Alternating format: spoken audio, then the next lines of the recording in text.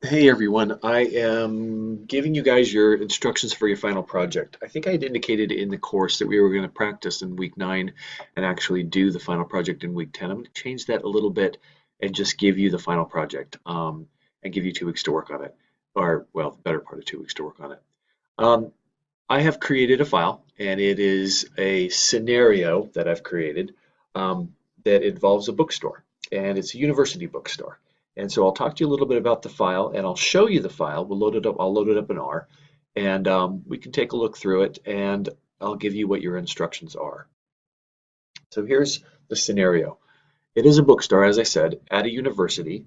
It's kind of a unique university in the sense that we know what the enrollment is for the entire year. No real university knows that, but let's just go with it for this particular scenario. So we know exactly how many books should be ordered for each class based on the enrollment, which is set for the year. So because there's going to be, for example, 25 students in a class, we know at the bookstore that we need to order 25 books because 25 students are going to be coming either online or directly into the bookstore to purchase that book. So we want to make sure that the books are available on time when the students need them. The problem is this: we are over ordering. Even though we are ordering 25 books for a class of 25 students, we're only selling about 20 of them. And that's pretty much happening in every class that we have.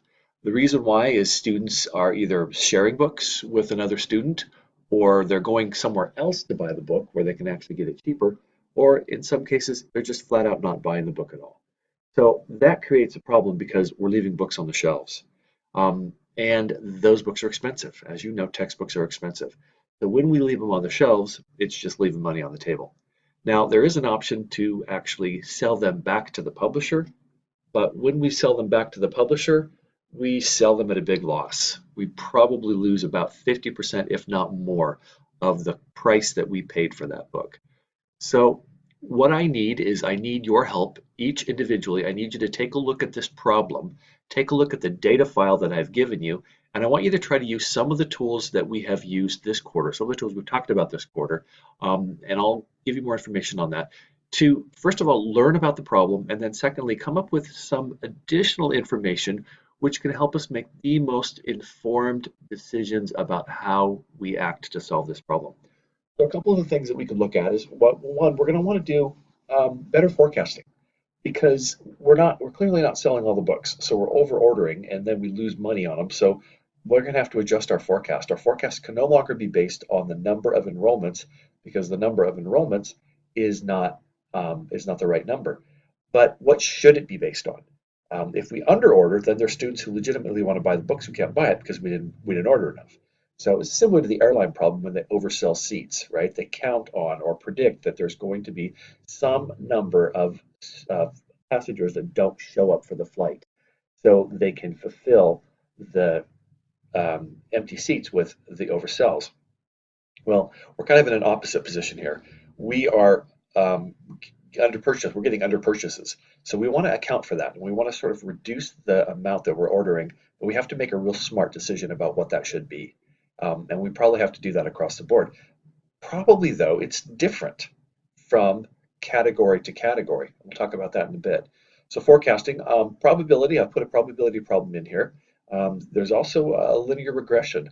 As a bookstore manager, I oftentimes get requests for new books.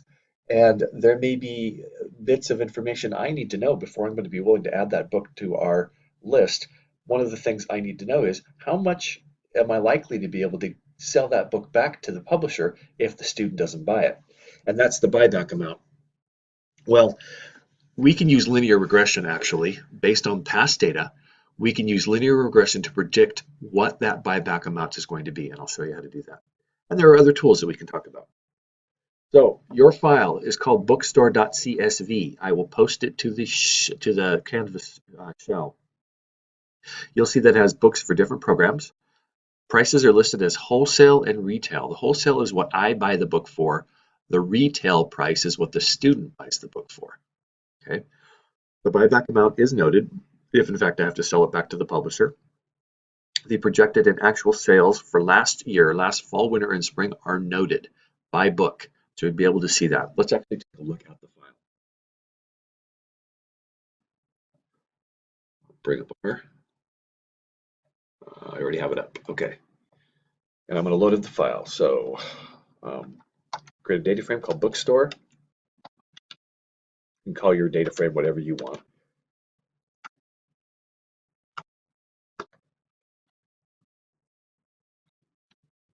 The name of the file is capital bookstore.csv.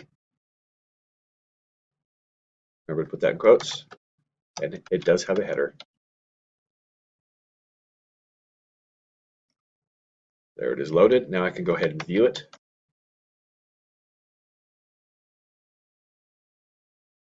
And there's my file. So here's the book title over here on the left. Lots of book titles. They are separated by book type. So we have biology, business, humanities, psychology, research, science, sociology, technology, and I think that's it, yeah. Then it also indicates program. Here's the price. That's the price that the student pays, and that's in whole numbers. So made it easy. And here's the wholesale cost. So that's what I, as a bookstore manager, am paying the publisher for that book. So you can see that there's a bit of a markup. The buyback is a percentage of the price, and it is what the publisher will give me when I have to sell extra copies back. Whether or not there's a resource site is like for a companion resource. So if I buy a book, and sometimes the book will have a website that shows files and quizzes and slides and things like that. Some of the cheaper books don't have companion sites, so you'll see no in that field. Then I go by quarter. For fall ordered, how many did I order in the fall? For this particular book, Customer Relationship Management, I ordered 14, but I only sold 13. That left me with one book extra. Of the ones I sold, I have $962 that I made in revenue, but my costs were $721. So I did actually make a bit of a profit on this one. The problem becomes that I've got to make enough of a profit that I've got to pay for all of the expenses of the bookstore. So all the people that work there, all the lights, all the everything else has got to come out of that money, that extra money that I get. So if I'm leaving books on the shelves that I'm then losing money on, that hurts my ability to run the bookstore overall. Okay, scooting over just a little more, you'll see that I have a fall percent. What that is basically is the percentage of my projection, 14, that I actually sold. So I sold 92.86% of the books I was expecting to sell. Okay, and that finishes out all of fall. So I have fall ordered, fall sold, fall revenue, fall cost, and fall percent. Then I go into winter and I have the same ones. I have the same categories, just labeled as winter. And then for spring, I have the same 5 labeled as spring. So that's your data file. And there, it's not a very big data file. It has a lot of variables, but it's only got like 106 or so rows. 106 rows, yeah. And so it's not huge. If this was a real bookstore at a university, it would probably be, 1,000 rows, 10,000 rows, who knows. But it's enough for us to play around with. Okay, let's go back to the PowerPoint presentation. All right, a couple things I want you to remember if you choose to do this work in R, and I say if you choose to do this work in R, fully knowing that some of this stuff is going to be easier to do in Excel, and you're fine to do it in Excel. There's a couple things like linear regression and a couple other things that you're probably going to have to load the file in R and do it in R. And if you could, I would like to see you do your scatter plots in R. Just practice a little bit. Do as much as you can in R, but if you're going to go in and do totals of columns and the like, that is easier in Excel. So you'll probably use both tools. But a couple things I want to make sure that we're clear on. If you need to access a single column, for example, you want to total up your fall sales, your fall revenue, you can use one of two methods that we learned in data camp. That was either to use the square brackets so that you could isolate the first column or first row or whatever. Remember, if you leave a blank after the comma, you're going to get the entire column or the entire row. You can use the dollar sign to isolate a single column based on the name. So in our particular case, we have bookstore.df was what I named the data frame. And if I want to get price, if I want to do like a total of price, I can use capital P price because it put capital at the head of every one of my column names, and it would let me access just that column. So once I can do that, I can do all kinds of things, right? For example, I can get a sum of bookstore DF $fall revenue. That's going to give me my fall revenue. How much money did I actually make in selling books to students? I can do a mean or an average, bookstore df.fall revenue, and what is the average price of that particular book? You know, if no, I'm sorry, not the price. What is the average amount of revenue I made off of each book? Total fall, I can set equal to the sum of bookstore DF for fall revenue. That's going to be my total fall revenue, and I drop that into a variable called total fall. I can do the same thing for total winter and total spring. And then I can do total revenue by adding up total fall, total winter, total spring, and gives me my total revenue value put into a total revenue variable, which then I can print to get the actual amount. And so I can get to a point where I can see how much money I made in revenue. I could do the same thing for costs, and then I could subtract costs from revenue on a quarter by quarter basis or for the whole year and see how much money I'm actually clearing. So when we're doing forecasting, we can look at the fall, winter, and spring percent columns and say, okay, well, what are we doing here as far as on a book by book basis, what percentage of the order are we actually selling? And that's going to inform my ability to forecast what I want to do in the coming year. So the goal here is to try to minimize or optimize my ordering process so that I minimize my costs and minimize my losses. A couple questions I want you to think about. First of all, is there a correlation between the price of a book and whether or not it sells? Take a look at that and see what you can determine based on the information I've given you and some of the tools that you know how to use. One thing you might think about doing is splitting the books into clusters by price. Some of the books are as cheap as like 20 some odd dollars. Some of them are almost $200. So if you were to cluster those by price, say maybe every $25 or every $50, and just look at them separately, is there a difference in the amount of books left over by price? In other words, is price a driver? The higher the cost, the more likely it is to not get purchased. So that would be useful information to have.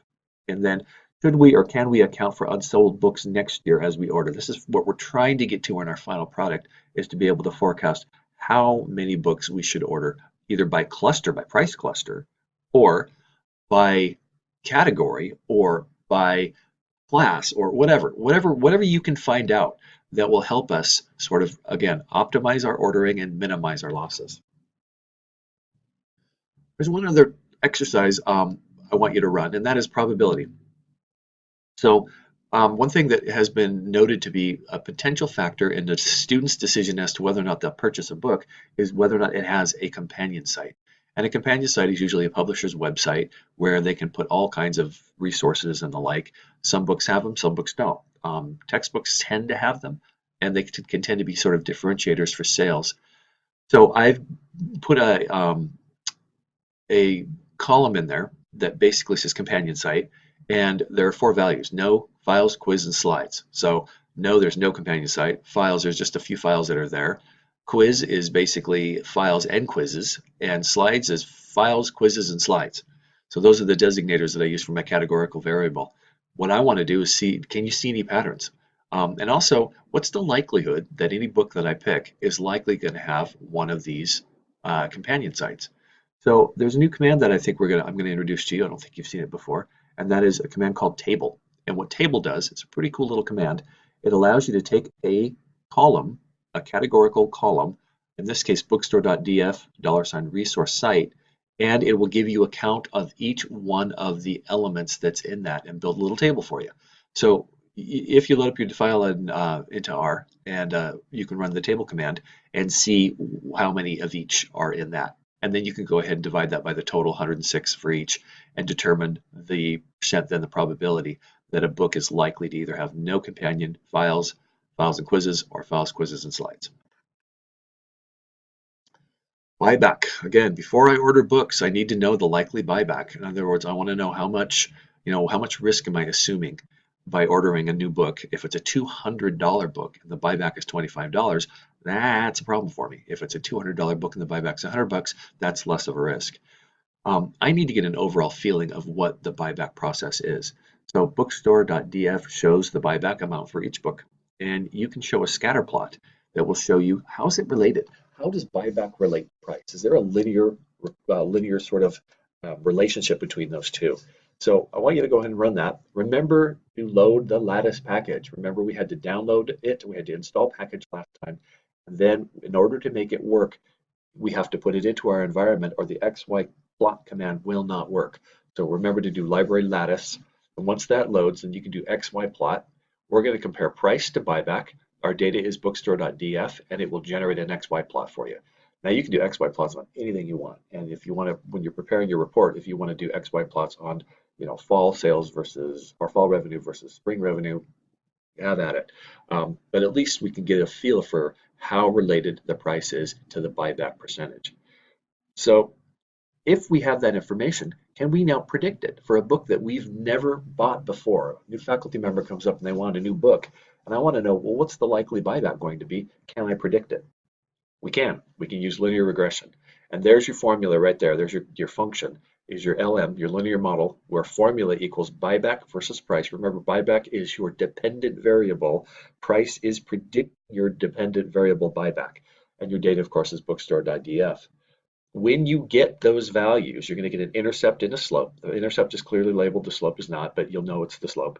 You can go ahead and pop your intercept and your slope into the formula, where y equals the intercept value that the lm command gives you, plus slope, which is the other value that it gives you, times your x value, which is what you're putting in. So if it's a $100 book, x becomes $100. Your intercept and slope are given to you from the lm function, and then you can determine what your y is going to be. So that's very helpful, and it'd be nice to see that in your reports as well. So what to do? Well, here's what I want you to do. I want you to take your data and load it up either in R or Excel, probably both, because some of the commands are going to be easier actually in R. So tell me what the scope of the problem is. How much money are we actually losing? And for the year and for the quarter. And then also minimize or sort of temper that a little bit by determining what is the amount of money that we're getting back from the buyback. So just give me a scope of the problem. And that just gives us a target, right? It gives us a target for what we want to improve upon. So let's look at a couple other things. Is there a connection between price and percent sold? Remember, I recommended that you cluster all of the books into groups of $50, 0 to 50, 51 to 100, 101 to 150, and so on. And then look at any sort of determination you can make about the percent that's sold to determine if price in fact is a driver. You can also run a correlation coefficient on that one to determine if price is in fact a driver on the percent sold quarter by quarter. Can you show that visually? Can you do an XY plot, or can you do a scatter plot in Excel? What is the probability that a book will come with each type of companion site? So we already talked about how to determine that, and I gave you the commands for how to do that. Is there a connection between price and buyback? I already showed you how to do that. You can load that up, and then you can run the XY plot. Remember, you've got to add lattice to your environment using the library command. And then can you use price to predict buyback? And in fact, you can, and I gave you the command for that. So I want you to produce a report. The report will show you the scope of the problem. You can use visuals if you like. Describe the problem and what the data are telling you, and be creative here. What are you seeing? What are you getting out of the data? Explain what you've learned from some exercises that you'll do on clustering, probability correlation, XY plots, and prediction of buyback for future books. And then make 3 recommendations to me as the bookstore manager. What 3 things could we do? And make it very tied to the data. In other words, stop ordering so many expensive books. Order X% less of the cheap books, whatever you think is a good idea to, once again, remember one of the things we talked about was optimization. We want to optimize our profits by minimizing our losses. So your report could be about 5 pages long. Use visuals. You could be longer if you like on the 5 pages. I'm just trying to give you a sort of a ballpark. Use visuals. Show me what the data are telling you. Use text to explain what the visuals mean, or text to explain what you've learned. And then first thing, show me the math. What is the revenue for fall, winter, and spring? And how many copies have we sold versus copies ordered? How many books are being left on the shelves? And what is this costing on a quarter by quarter basis and for the entire year? And then tell me about the differences in percent purchased by price clusters. And what does that mean for our forecast? Probability of there being a companion site. And what does that matter to sales at all? The relationship between price and buyback, and use visuals with a scatter plot, and use of price to predict buyback using the linear regression model, and show me the formula that's populated, that y equals intercept plus scope times x. Show me that populated. Lastly, make 3 recommendations and tell me why in terms of the data. So a little bit of that is repetitive. Some of the slides have kind of said the same thing, but I'm really just looking for a report. It's you've done the data or the analysis of the data. You've come to some conclusions. Here is the data that supports your ideas. Here is why you think these things should happen, and here are the recommendations that you're going to make. Okay, that is your final project. If you have any questions, I will certainly respond to emails if you have them, or if you want to give me a phone call, I think you will have my phone number. Okay,